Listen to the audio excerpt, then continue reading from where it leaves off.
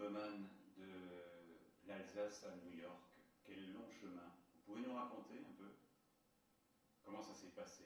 Qu'est-ce qui vous a fait débarquer un jour à New York à l'âge de 9 ans, je crois? À l'âge de 9 ans. Comme enfant, nous étions au Touquet. Il faut que je fasse un peu marche arrière. Mon père était banquier à Strasbourg, la banque Ernest H. Et la ville de Strasbourg a été évacuée. Et l'objectif, c'était de déménager la banque de Strasbourg à Saumur, croyant que la guerre n'arriverait pas jusqu'à Saumur, etc. Et ils ont donc vidé la maison, on habitait rue Gustave Klotz, et nous sommes retrouvés, la famille, à Saumur. Et je suis allé en classe à Saumur pendant presque un an. Et mon père était pendant toute ma jeunesse à Strasbourg, on n'avait jamais eu le droit de traverser le Rhin. Parce que mon père était né quand l'Alsace était allemande. Et il était dans l'armée allemande. Et il y avait tout un groupe d'Alsaciens que les Allemands n'arrivaient pas à expliquer comment on tire un fusil. Comme par hasard. Comme par hasard. Et ils ont envoyé ce groupe en Russie, sur le front russe, et mon père était cuisinier. Et pendant un an ou un an et demi, il mettait des petites choses à côté. Et après 2 ans, cette bande est retournée, a traversé toute l'Allemagne et s'est retrouvée à Strasbourg, juste presque quand la guerre terminait. Et mon père était très ami avec, éventuellement, il travaillait aussi pour le gouvernement, il a créé la bourse au Maroc, et il avait créé la bourse, vous savez, la bourse locale à Strasbourg. Ah oui, ah oui. Et il était président de la clinique à Nassau à ce moment-là, il était président du Golfe, très ami avec le maire, etc. Et Strasbourg a été évacué, et à Saumur, la banque a rouvert les portes, mais il n'y avait pas de clients parce que tous les clients étaient alsaciens. Quand la guerre est devenue plus chaude, le nom de mon père était parmi les noms qui étaient annoncés sur la radio comme une des personnes qui recherchaient, que les Allemands recherchaient. Et les fonds de la banque se trouvant à Saumur, naturellement, mon père ne voulait pas que ça tombe dans les mains des Allemands. Il avait rencontré De Gaulle et un accord entre mon père et De Gaulle, qui était déjà à Londres, d'une façon ou d'une autre, l'or qui était maintenant les biens de tous ces dépositaires, on dit, à Strasbourg, dépositaires, avec 10% qui restaient à Londres pour la Free French, et un jour est arrivé à New York. Comme par hasard. Comme par hasard.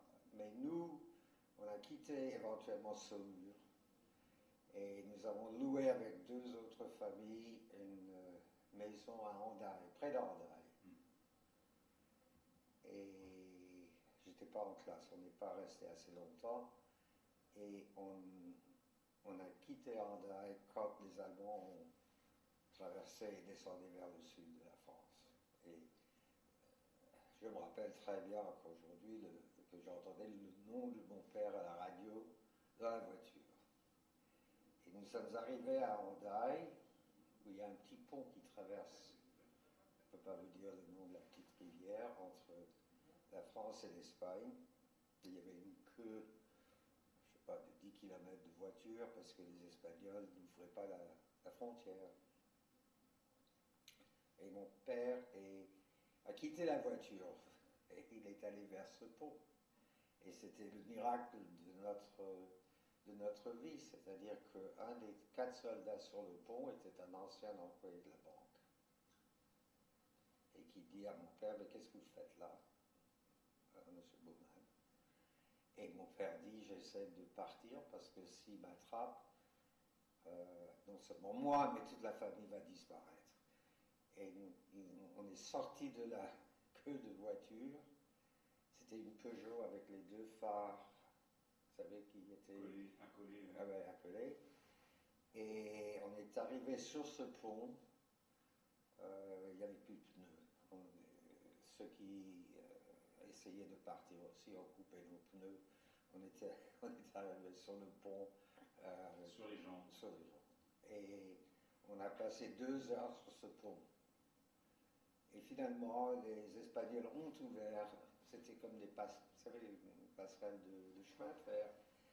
Et mon père a trouvé 4 pneus, je ne sais pas où, pas loin de la frontière. Et nous sommes descendus vers Madrid et éventuellement au Portugal. Et nous sommes arrivés, on a habité dans un hôtel pendant 3 mois à Oporto. À Oporto, et mon père était très ami avec l'ambassadeur de France à Lisbonne. Je ne peux pas vous donner le nom. Et un jour, il paraît que l'ambassadeur a dit, d'après ce que nous entendons, les Allemands vont traverser l'Espagne et venir jusqu'au Portugal. Donc Raymond, il faut absolument que tu partes. Et il a dit, il y a un bateau grec qui part de Lisbonne dans 10 jours et qui va au Cuba. Il y a 2-3 cabines pour les Français, etc. Et on s'est mis sur ce bateau. Et je crois que c'était le 2e jour, il y a un sous-marin allemand qui est sorti de l'eau, qui a arrêté le bateau. Et le capitaine nous a mis là où il y avait les butters du bateau, vous savez, en dessous. Et on était sous des... je ne sais plus ce que c'était, mais c'était comme des caoutchoucs noirs, etc. Des bâches. Ouais. Et moi, j'ai entendu les bottes allemandes qui descendaient sur l'escalier en métal. Ils sont partis et nous avons continué vers le Cuba. Seulement quand on a vu de nouveau le terrain, si vous voulez, on n'était pas au Cuba, on était à Hoboken. Donc le port à une demi-heure de New York. Il y avait des gratte-ciel. Et on s'est dit, tiens, on n'est pas aller au Cuba. Alors on est sorti avec l'aide du département d'immigration.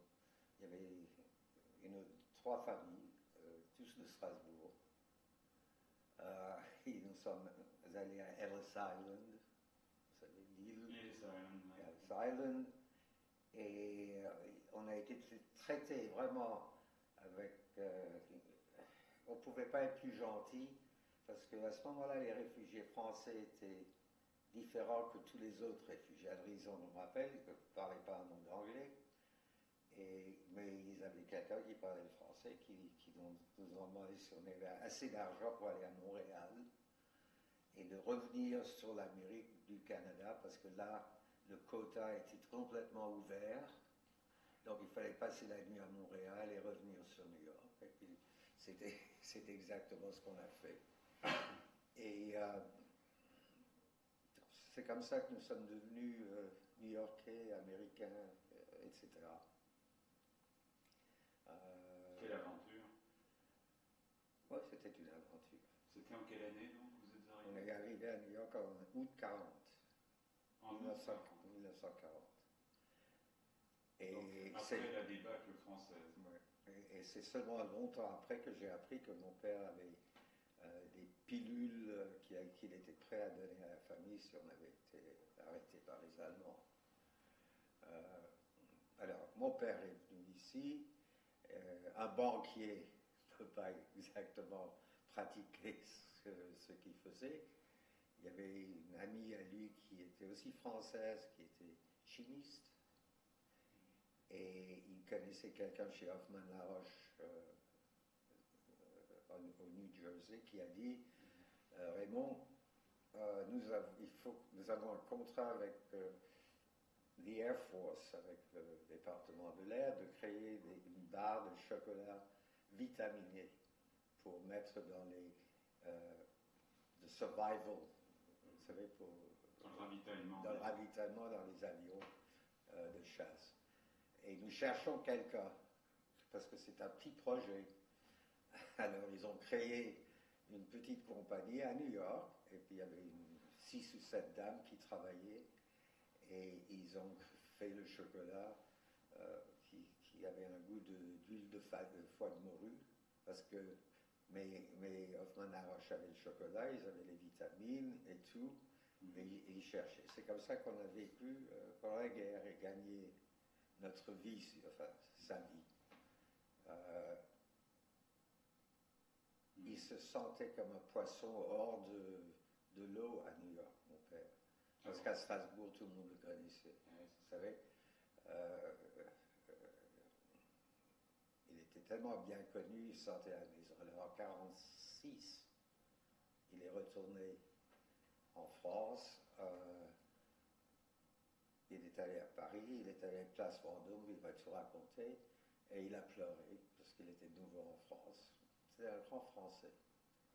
Et entre-temps, l'argent qui était donc arrivé à New York, l'objectif de mon père, c'est d'essayer de retrouver les familles pour retourner cet argent à toutes les familles. Et il y en a eu beaucoup qui avaient disparu, de chercher les enfants, de chercher des cousins, n'importe qui, etc. Et quand il est mort, il restait encore 4 ou 5% d'inconnus. Et moi, j'avais la liste. Et finalement, j'ai retrouvé le reste. On a retrouvé le reste. Parce qu'autant qu'il aimait le gouvernement français, il ne voulait vraiment pas leur donner cet argent qui appartenait. Il y avait certains clients qui se plaignaient parce qu'ils n'avaient pas touché d'intérêt pendant 4-5 ans. Ce qui veut dire beaucoup dans tout ce qu'on entend, n'est-ce pas? Quand il était à New York, il y avait une colonie française, il y avait le rabbin Simon Langer qui est très très pieux, qui est arrivé à New York en 1942, et il a créé dans un bâtiment à la 86e rue une synagogue, si vous voulez, pour les Français, où il y avait les fêtes et tout ça. Et où il y avait tous les Français. Il y avait les Rothschild qui étaient là, il y avait André Meyer qui était là, il y avait toute une bande, Dreisemer, tout ce monde-là. Vous êtes toujours resté en contact avec les Rothschild? Oui, enfin, vous savez, je donne de l'argent à certaines de leurs œuvres, si vous voulez. Vous connaissez le mot schnorrer? Quand on cherche, on demande de l'argent. Et Éric de Rothschild, qui s'occupe du musée à Paris du martyr du juif inconnu, il m'a toujours dit, vous savez Philippe, c'est très difficile pour un Rothschild de schnorrer. J'ai dit, ouais, ça je le crois. Mais ce groupe savait que il s'occupait on envoyait des paquets à tous les prisonniers de guerre, etc. Et c'était un groupe assez actif qui, juste à la fin de la guerre, et là, ils ont créé justement cette société ARIF, c'était l'association pour la reconstruction des œuvres israélites en France. Et ils ont ramassé des sous, ils ont envoyé les vêtements, éventuellement,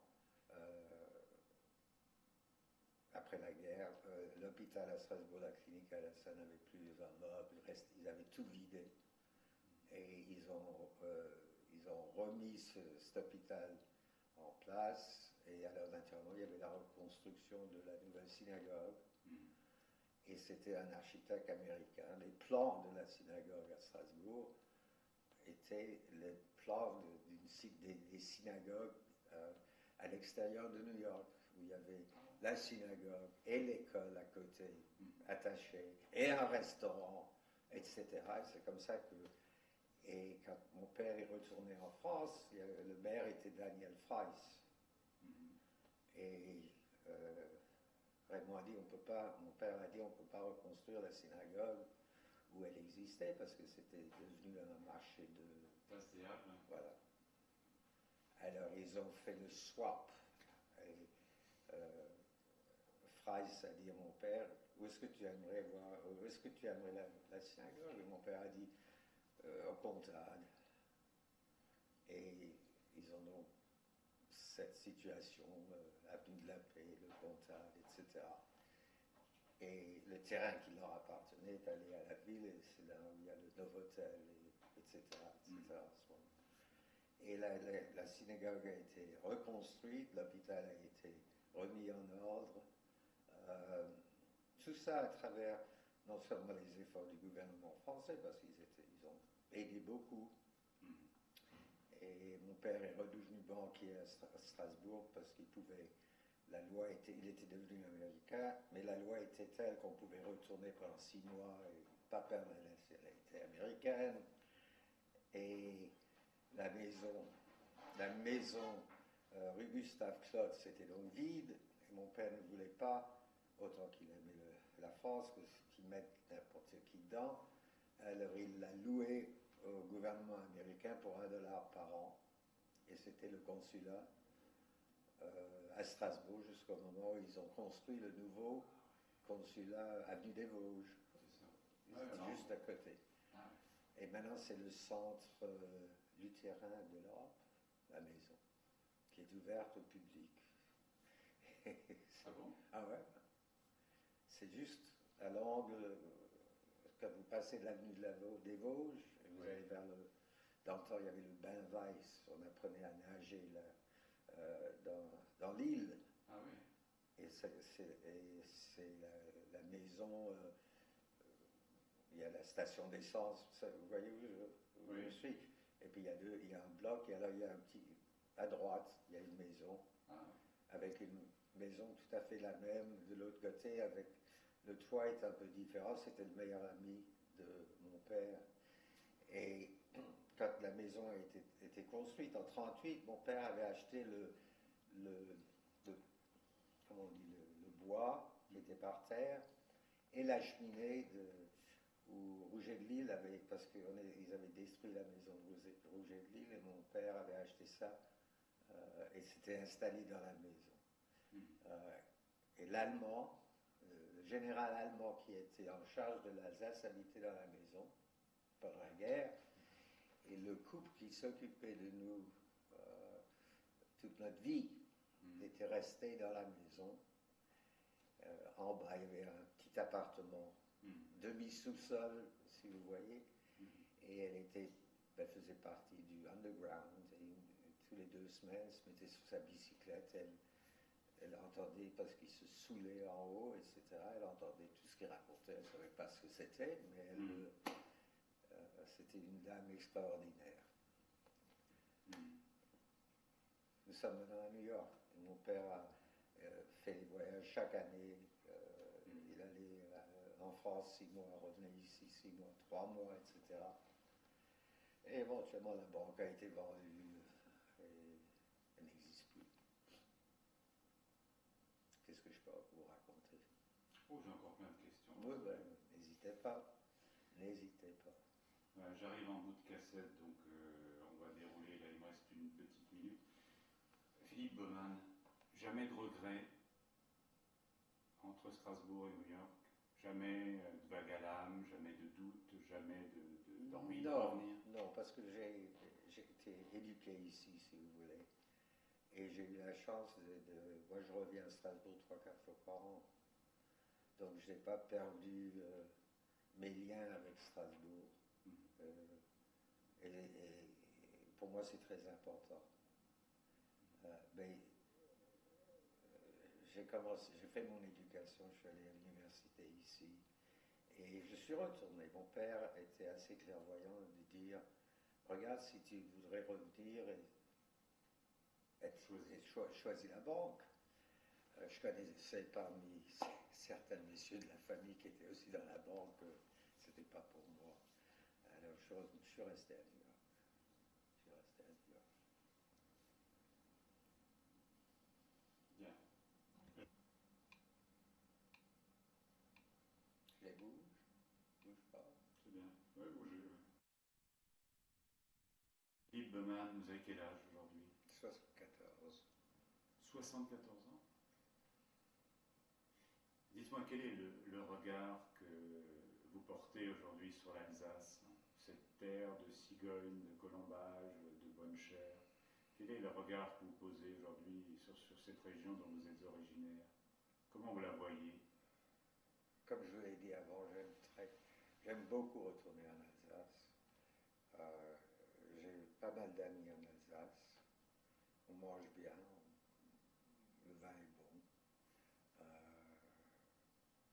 Donc je suis toujours, de plus en plus, je redeviens strasbourgeois, si vous voulez, tout en vivant ici. Toute ma famille est là, etc. On dit parfois que cette Alsace ressemble à un Disneyland ou un Disney World avec ses géraniums trop bien mastiqués et son Non, mais immobilisme. c'est incroyable, c'est les villages d'Alsace, la route du vin et tout ça. Dieu sait, j'ai déjà amené des dizaines d'amis américains où il y a le Tour Baumann, parce que alors c'est un tour où on va dans les bons restaurants et puis on passe un peu l'histoire Baumann à Strasbourg. Est-ce que vous êtes en famille avec le Baumann qui tient l'hôtel Beaucourt ou qui tient Non. Du tout? Non, non, non, non, non, non. La maison Kalmarzel, l'Alsace-Alsace, Non, pourtant c'est des bonnes références. Voilà, non, pas, non. D'accord. Cette Alsace que vous aimez, dont vous parlez, vous me disiez tout à l'heure qu'elle était un peu surprenante puisque dans de récentes élections à Pfaffenhofen, vous avez été interloqué par un vote Front National.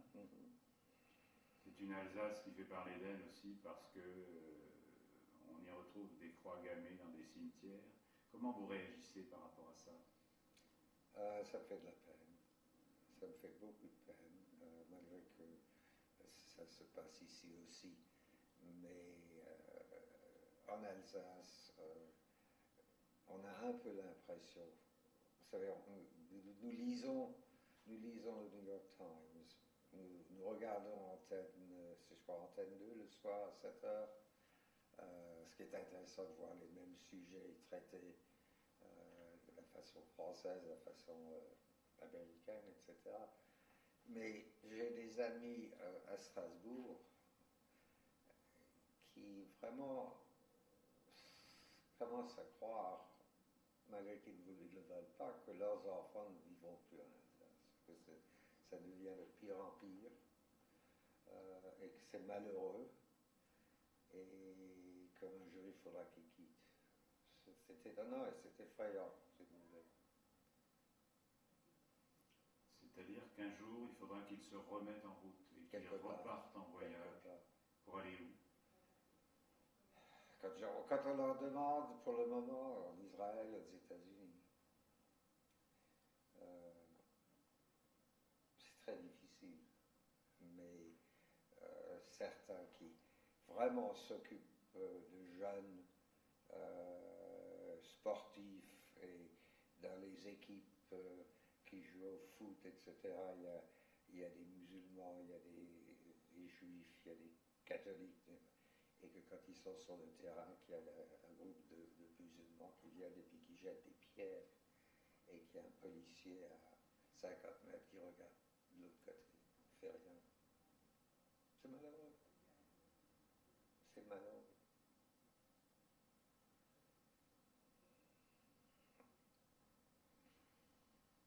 Claude Bloch me disait ce matin qu'il n'y avait plus d'avenir en Alsace. Vous êtes d'accord avec ça?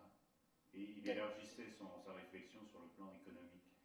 Il disait qu'aujourd'hui... Écoutez, moi je vais vous dire quelque chose. J'ai un ami qui cherche, qui fait des tubes en plastique pour M&M. Vous connaissez le chocolat, les petites boules de chocolat, et aussi pour les compagnies pharmaceutiques suisses, allemandes, etc.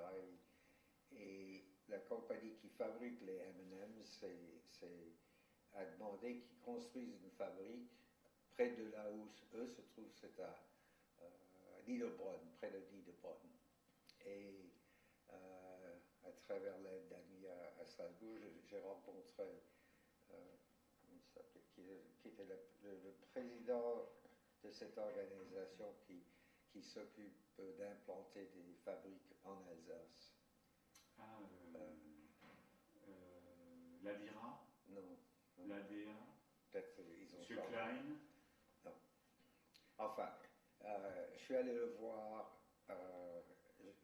J'avais avec moi des questions posées par cette compagnie, etc. Ils ont répondu. Ils avaient l'Alsace industrielle, je ne sais pas comment ça s'appelait. Il y avait un représentant en Californie.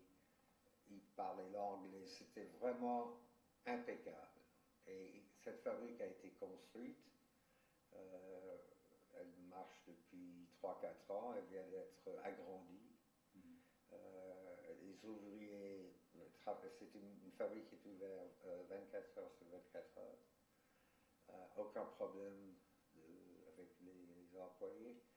Donc, je crois que s'il y a quelqu'un qui pense à l'avenir, il y a de l'avenir. Pas du tout de l'opinion qu'il n'y a rien. Le problème, c'est qu'il y a certains Alsaciens. Je fais partie d'une confrérie de vin que vous devez connaître. Et à un certain moment, ils avaient un représentant ici à New York qui s'appelait Monsieur Alsace. Et son travail, il était un Américain, et son travail, c'était de voir pourquoi est-ce que les bouteilles de vin allemand dans les magasins de vin étaient devant et les bouteilles d'Alsace étaient derrière, et pourquoi certains restaurants n'avaient pas un choix de vin alsacien, etc. Et à un certain point, cette confrérie voulait établir un poste, à New York. Ils en ont un au Texas, je ne sais pas comment c'est arrivé, etc. Et M. Alsace a dit il connaît une personne à New York qui pourrait ramasser une centaine de personnes pour le dîner. Si vous voulez, vous savez, il y a un dîner de la confrérie. Alors j'ai dit, mais à ce moment-là, il y avait un président. Je crois que c'était monsieur. Je préfère pas me servir de nom. Un ami à moi m'a conduit chez lui dans la belle partie d'Alsace. On était accueillis comme dans le temps, vous savez, avec une table. Il n'y avait pas de ce qu'on appelle ici un living room. J'avais offert un verre de vin et tout d'un coup j'avais l'impression que je cherchais du travail chez lui, que j'étais là pour me présenter pour chercher du travail. Et mon ami qui était un vrai Alsacien, il est mort depuis, il ne pouvait pas rester assis tellement il a trouvé qu'il était mal élevé, etc. etc. Et quand je suis allé au dîner, c'est ce même monsieur qui, en adressant le public qui était pour le dîner, ils en ont 4 par an, qui a présenté une femme qui représente maintenant la confrérie aussi, et qui a terminé son introduction en disant c'est pas mal pour une femme. Alors, si on pense un peu à ça, oui, il y a des problèmes en Alsace, mais non, moi je ne crois pas que c'est la femme. Non, loin de ça. Il y a de l'avenir en Alsace. Seulement, il y a des problèmes et il faut faire face à ces problèmes. D'où ils viennent ces problèmes, à votre avis? Je ne sais pas. Je suppose que, vous savez, Strasbourg avait toujours une grande population juive qui est assez élevée du point de vue économique. Pourquoi il y a toujours eu ces actes des croix gammées, etc. C'est des voyous, c'est des pauvres qui n'ont rien à faire, qui ne trouvent pas de travail, ça les amuse. Je me demande vraiment s'ils savent ce qu'ils font. Et je crois qu'il n'y a pas un grand effort du point de vue politique en Alsace d'essayer de trouver une solution, parce que moi je suis allé voir ces quartiers arabes à Strasbourg, c'est vraiment pas, c'est pas gai. Hein. Donc, qu'est-ce que vous voulez? Ils n'ont rien à faire, alors pourquoi pas rentrer en ville et faire quelque chose? Mm. Mais non, non, il y a de l'avenir en Alsace. C'est une belle ville, on n'a qu'à aller là-bas à Noël pour voir ce que c'est.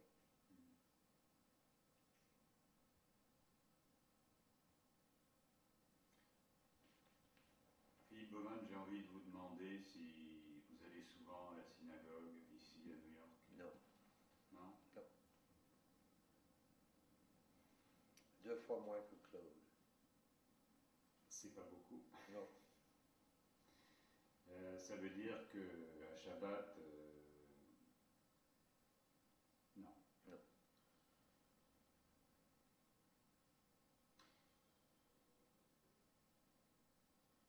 Quel est ce judaïsme d'aujourd'hui qu'on pratique ici à New York? Est-ce que c'est un judaïsme désengagé? Est-ce que c'est un judaïsme qui est loin de la Torah, des textes, etc.? Est-ce que c'est devenu un judaïsme d'affaires? C'est pas méchant ce que je dis là. Non, non, je comprends, mais vous savez, à New York, vous avez tout. Vous avez les quartiers à Brooklyn où on se croit dans un autre monde. Vous avez à l'autre bout le temple Emmanuel, où on se croit aussi à un autre monde. Et alors, il y a tout un tas de temples, des synagogues entre les deux. Il y a vraiment, vous savez, il y a de tout. Mais j'ai toujours trouvé que les extrémistes, dans n'importe quelle religion, n'importe quoi, c'est des personnes qui ne changeront jamais d'avis, ont une opinion, et ça ne vaut même pas la peine de le discuter. En ce moment, la politique ici, si vous êtes démocrate et que vous voulez discuter avec un républicain qui habite au milieu du pays, vous savez, ça ne vaut pas la peine. Donc il y a tout.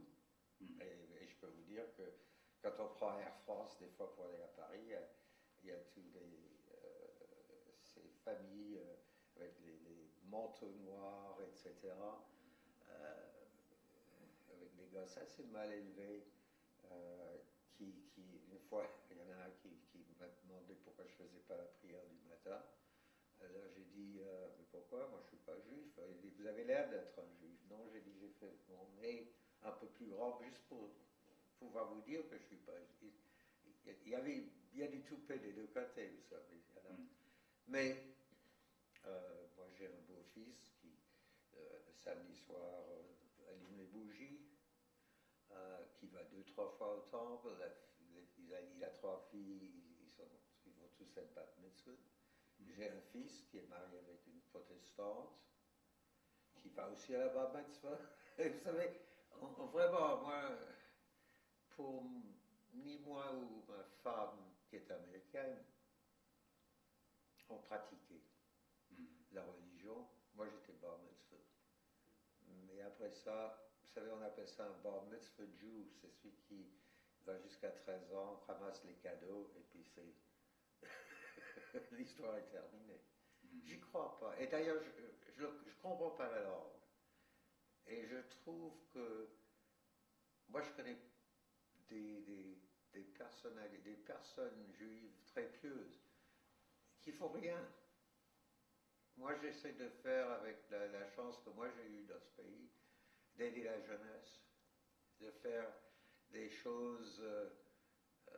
bon, peut-être qu'on aide la jeunesse juive plus que d'autres, mais moi je trouve que ça c'est ce que moi j'aime, ce que moi je veux faire, et je crois être un gentil garçon, si vous voulez.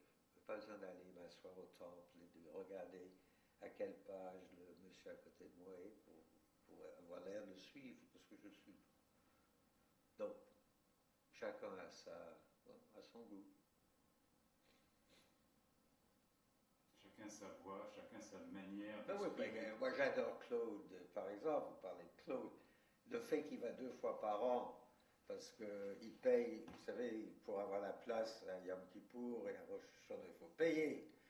Alors, vous avez un choix, moi je paye, mais j'y vais pas, alors je donne ma place. Je dis, vous pouvez la revendre. Je crois bien que des fois ils le font. Ok? Mais vous avez vous savez, la population juive à New York est tellement riche, est excessivement riche. Ils font beaucoup de bien. Soit qu'il y en a beaucoup qui ne vont jamais à la synagogue, il y en a qui vont à la synagogue, ils font du mal.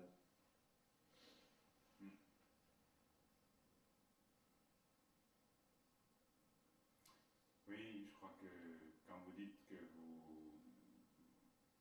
vivez votre judaïsme à votre manière, je crois que vous êtes très connu sur Strasbourg pour aider beaucoup la communauté, pour aider beaucoup ici et là, à travers vos propres fonctions d'investisseur, quoi, je veux dire. Vous ne nous avez pas dit ce que vous faisiez ici. Je sais que vous êtes dans la banque, mais est-ce Pas qu'on la est banque, nous gérons les fonds. Nous sommes ce qu'on appelle en anglais money manager. Et nous gérons des fonds pour les fonds de pension, pour les universités, pour une grande partie étant ici en Amérique, mais une partie aussi sensible en Angleterre et en Suisse avec des compagnies, des fonds de pension. Il n'y en a pas en France, alors pas le cas. Mais voilà ce que nous faisons. Strictement sur le marché américain, pas globalement. Ça a été votre manière à vous d'investir ce fameux rêve américain dont on parle beaucoup? Ah oui, j'ai eu la chance que, à travers mon père, il connaissait des personnes et moi j'étais dans l'armée ici et puis en sortant, je voulais toujours faire quelque chose comme ça et puis j'ai eu la chance de le faire et puis d'avoir la possibilité d'aller en Europe au lieu de voyager à Chicago. Je préfère aller à Paris ou à Strasbourg. Et avec un peu de chance, ça marche. C'est bien. Vous devez avoir une recette d'ailleurs, parce que vous nous avez dit que vous aviez 74 ans, vous en paraissez 60. Quelle est votre recette? J'aime bien manger, j'aime bien boire du bon vin.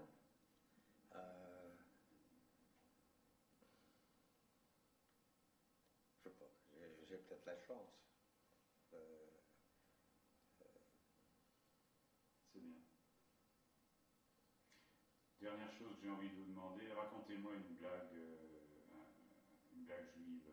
Je connais pas les blagues. Je connais les blagues qui traversent la ville de New York, qui sont. Oui, il y avait un petit.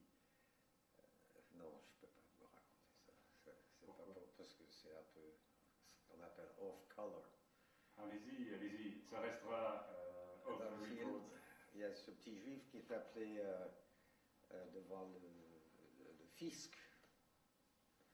Et quand il se lève le matin, il demande à sa femme qu'est-ce qu'il doit mettre. Est-ce qu'il doit bien s'habiller? Alors, ou est-ce qu'il doit l'air d'avoir pauvre? Et la femme lui dit non. Mais ce qu'il y a de plus vieux, etc. Parce que si tu as l'air bien habillé, ils vont te. Alors, il va vers le bureau du fisc et il rencontre son ami. Et il dit mais qu'est-ce qui s'est passé? Je t'ai jamais vu aussi moche. Mais alors il lui dit voilà pourquoi. Alors il dit non, ta femme, je dis rien contre ta femme, elle a complètement tort, il faut avoir l'être un monsieur. Et comme ça il y aura du respect. Alors il rentre et puis il raconte ce qui s'est passé à sa femme, et puis elle dit non, et puis l'autre il dit non. Alors il décide d'aller voir le rabbin. Lui demander à lui, il va au rabbin, il dit qu'est-ce que. Raconte l'histoire, il dit qu'est-ce que je dois faire? Et le rabbin lui dit c'est drôle parce que je viens de donner le même raisonnement à une jeune fille qui se marie demain soir. Et elle est venue me voir et pour la nuit de noces, elle voulait savoir est-ce qu'elle doit avoir un beau négligé, etc., etc., ou est-ce qu'elle doit mettre quelque chose de rough, etc. Qu'est-ce qui serait mieux pour cette fameuse nuit? Le rabbin dit à son savez ce que je lui ai dit? Il faut que je le raconte en anglais. No matter what you wear, you're going to get screwed. OK? So, c'est mon histoire. Il y en a certainement. Mais je peux vous raconter une petite encore. Il faut que vous me traduisiez la fin, là, pour que tout le monde comprenne bien. N'importe ce que tu portes, tu vas te faire plumer. Voilà. C'est ça. OK? N'importe ce que. Mais une vraie, j'ai un ami qui est très, très orthodoxe et il m'a invité à son petit-fils avait une bar mitzvah dans ce quartier juif de Brooklyn. Et tout le monde était invité le vendredi après-midi et puis ils sont mis dans des maisons d'amis pour qu'ils puissent marcher à la synagogue le samedi matin. Et je dis, moi je t'aime beaucoup, mais c'est pas pour moi. Moi je vais en voiture, donc donne-moi les directions pour que je trouve la synagogue. Alors il me le donne, et puis le lendemain matin, je me lève, je me mets dans la voiture, je traverse le pont, je suis maintenant à Brooklyn et je commence à rentrer dans le quartier juif. Je suis la seule voiture qui roule, messieurs avec leur chapeau en fourrure, etc. Et je regarde, alors je vais à gauche, je vais à droite, je vais à gauche, finalement je suis où je devrais être, et puis je regarde, et à gauche, il y a la synagogue, et il y a une place devant où je peux garer la voiture. Je gare la voiture, et il y avait un qui me regarde, je crois qu'il était prêt à me tuer, et je rentre dans la synagogue, en courant, dans la synagogue, et ils sont tous là, il n'y a pas de rabbin, ils sont tous orthodoxes, ils n'ont pas un rabbin. Et ils sont tous là en train de faire leur bruit. Alors je m'assieds derrière, et quand ils se lèvent, tout le monde se lève, je me lève, quand tout le monde s'assied, je m'assieds, je le lève, j'assieds. 3/4 plus tard, et je dis, mais non, où est-ce qu'il y a cette bar mitzvah? Et finalement, il y a un jeune qui vient vers moi et qui dit, qu'est-ce que vous faites là? Je n'avais pas l'air comme les autres. Alors j'ai dit, écoutez, moi je suis là parce que un de mes meilleurs amis a son petit-fils qui est bar mitzvah. Il n'y a pas de bar mitzvah ici aujourd'hui. Alors je dis, comment? Il a dit, il y a une autre synagogue de l'autre côté de la rue. Alors pendant 3/4 j'étais dans ça. Quand je suis traversé la rue, c'était déjà terminé. Alors, drôle d'histoire.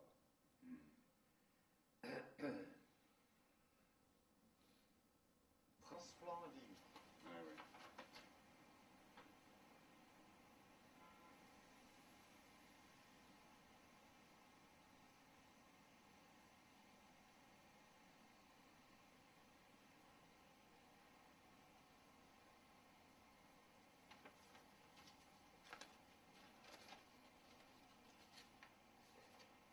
Ça, c'est parmi les seuls meubles que nous avons retrouvés après la guerre, dans la maison. Elle a été vidée. Le général qui habitait dans la maison, quand ça a commencé à chauffer, est rentré en Allemagne et retourné chez lui du côté russe. Alors, on n'a plus rien vu. On n'a plus rien retrouvé.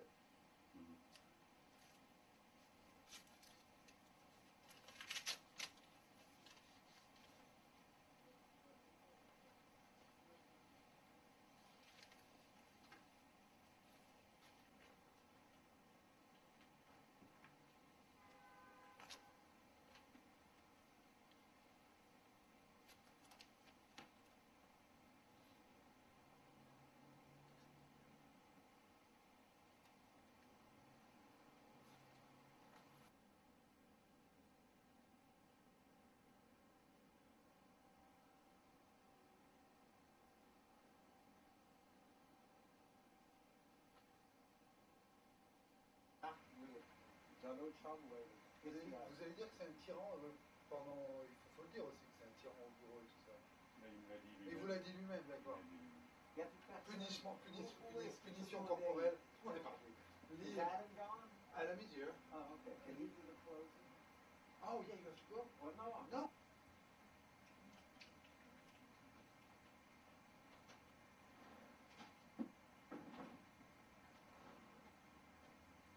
Vous connaissez le nom, il a écrit la poésie? Non. Lucien Baudin. Lucien, maman? Oh, il a gagné presque tous les prix en France. Ah bon? Ah ouais. Il avait Bâtonnier. Ah oui? C'était bâtonnier.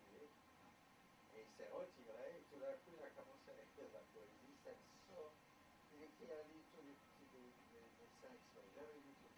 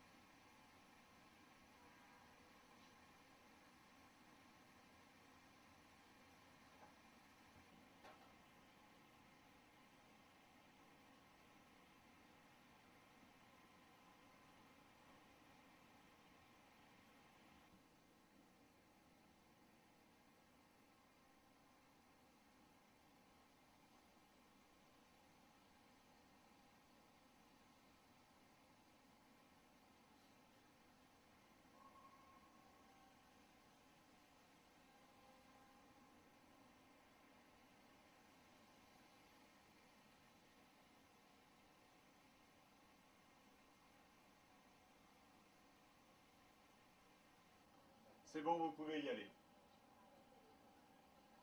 Who's doing the clothes? I don't know. Ah, Je sais pas si c'est What pas is the vous. marketing? Ok, allez, mon nouveau Bloomberg. All right. Yeah, but that's S&P 545. the Dow up 47. 46. Okay. We're getting I'm sure. here we are. It's really, I've seen better days.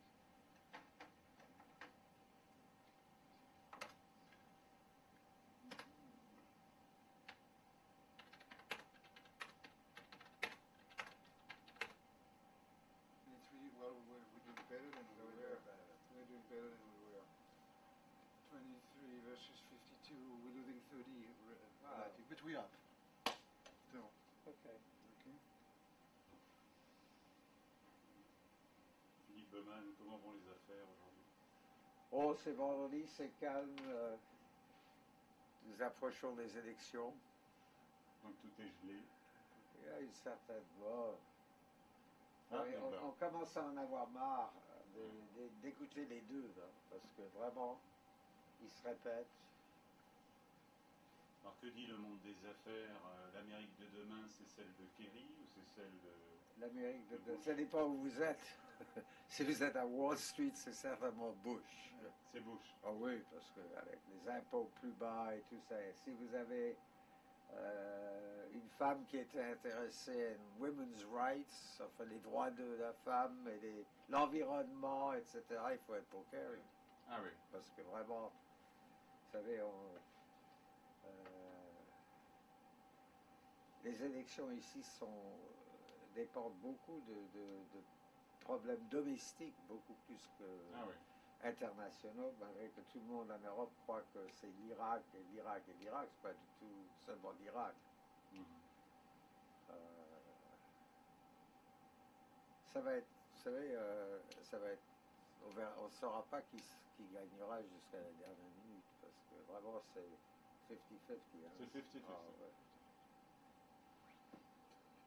Et votre cœur penche du côté de Bush? Non. Non. Vous Il faut savez, que ça bouge, il faut que ça change. mais je ne parle pas de l'Irak. D'abord, on ne devrait pas y être. Numéro 2, c'est une partie du monde qui ne connaît pas la démocratie. Alors, ce n'est pas à nous de leur montrer. Et on devrait la pratiquer ici un peu plus d'abord. Alors, non, moi je suis beaucoup plus libéral, si vous voulez. Je ne suis pas conservatif. Donc,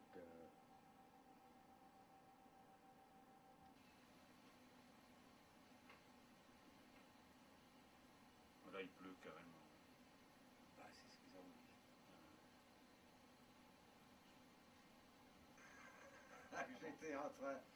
J'étais en réanimation d'une petite opération que j'avais pris besoin. Et quand je me suis réveillé, j'entendais les sirènes et tout ça. Je me dis, non, mais je suis. C'est pas pour moi, ça. Non, mais je me suis dit, je suis encore à moitié. Ouais.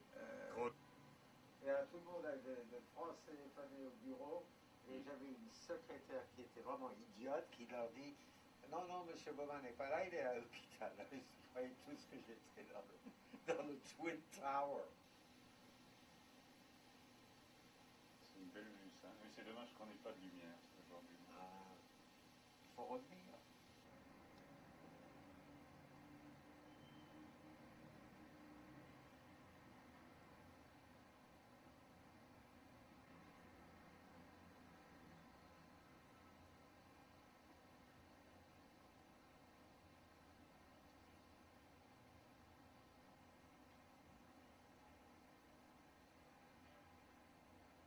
Mais ça fait un peu psychédélique comme atmosphère, quand même.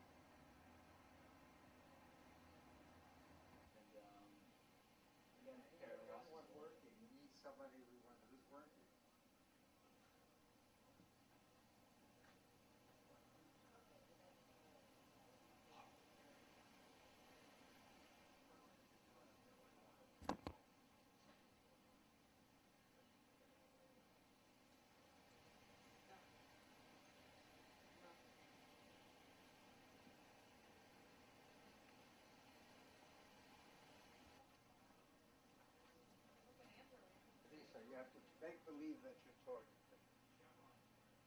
Make believe that you're talking to me. This is for French television. He's doing a story on Jews that emigrated from Alsace to New York. It's like,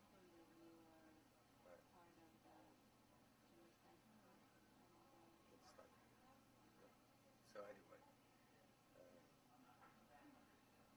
I'm not a very great practitioner of the religion. The history of the Jews in Alsace, who only became French citizens under Napoleon. Until then, they could not stay in the village or the city at night. And they became during the sunset, from sunrise to sunset. But where are they originally from? Poland, Russia. If you go there. Huh? In Strasbourg, yes. Still, at least 15,000. Pretty big. It was always a big